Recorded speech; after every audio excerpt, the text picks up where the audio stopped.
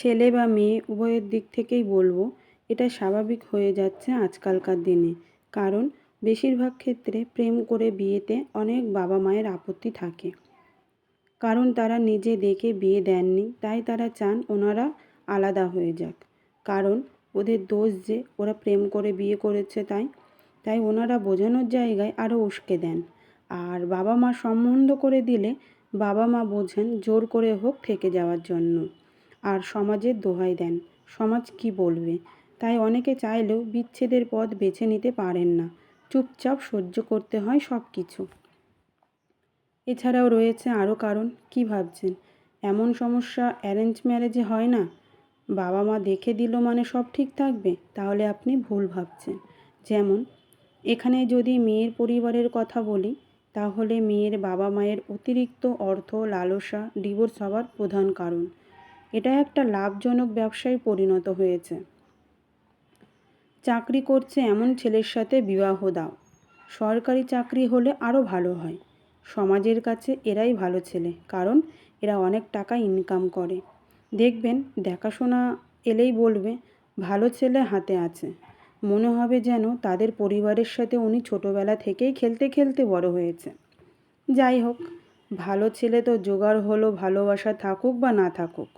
এবারে ভালো মতন টাকা পয়সা দিয়ে যাও যৌতুক হিসাবে। তারপর বছর ঘুরতে না ঘুরতেই ঝগড়াঝাঁটি, মারধর, থানা পুলিশ, কোর্ট কাছারি হয়ে শেষে ডিভোর্স হয়ে যায়। তারপর প্রচুর অর্থ দাবি করে কখনো 10 আবার কখনো 20 লক্ষ টাকায় ফয়সালা হয়ে ছাড়াছাড়ি হয়ে যায়। মাঝখান থেকে ছেলেরও তার পরিবারের নামে দোষ পড়তে থাকে। আর অন্যদিকে কিছু মেয়ের পরিবার আছে যারা ভালো করে মানিয়ে নিয়ে চলতে চায় মেয়ের কথা ভেবে। সেখানে আবার ছেলে বা ছেলের পরিবার তার সাথে থাকতে চায় না। আর অনেক লাভ ম্যারেজের ক্ষেত্রে অনেক ছেলের আবার সেই মেয়েটাকে পছন্দ হয় না বেশি দিন। যেমনটা বিয়ের আগে দেখেছিল সে আর তখন তেমন নেই, তাই ঠিক এই কারণেই মন উঠে যায়। বা মেয়েটির ক্ষেত্রে হলে মেয়েটির চাহিদা পূরণ না হলে সরে যেতে চায় সে, আর্থিক বা শারীরিক যাই হোক।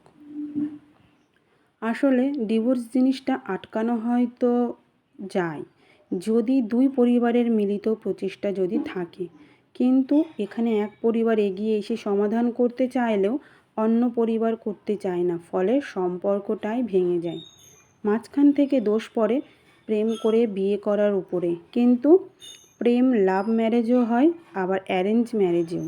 কোনটা আগে তো কোনটা পরে। কিন্তু লাভ ম্যারেজ যেন এক খারাপ কিছু ধরে নেওয়ার কারণেই এই সমস্যাটা বেশি হয়। যেহেতু এটা নিজে দেখে ভালোবেসে করেছে, তাই ফলে মাঝখান থেকে দোষ হয় লাভ ম্যারেজের। অর্থাৎ হিসাব করতে বসলে মাথা ব্যথা আপনারই হবে। হিসাব করে তো জীবন চলে না, জীবন চলে তার নিজের ছন্দে। তাই বিয়েটা যেভাবেই হোক, লাভ বা অ্যারেঞ্জ, নিজেদের মধ্যে বোঝাবুঝি বা মানিয়ে নেওয়ার ব্যাপারটা উভয়ের মধ্যে না থাকলে ঠিক সম্পর্ক হারায়, আর মাঝখান থেকে জিতে যায় প্ররোচনা। অর্থাৎ মাঝখান থেকে খারাপের তকমা পায় লাভ ম্যারেজ।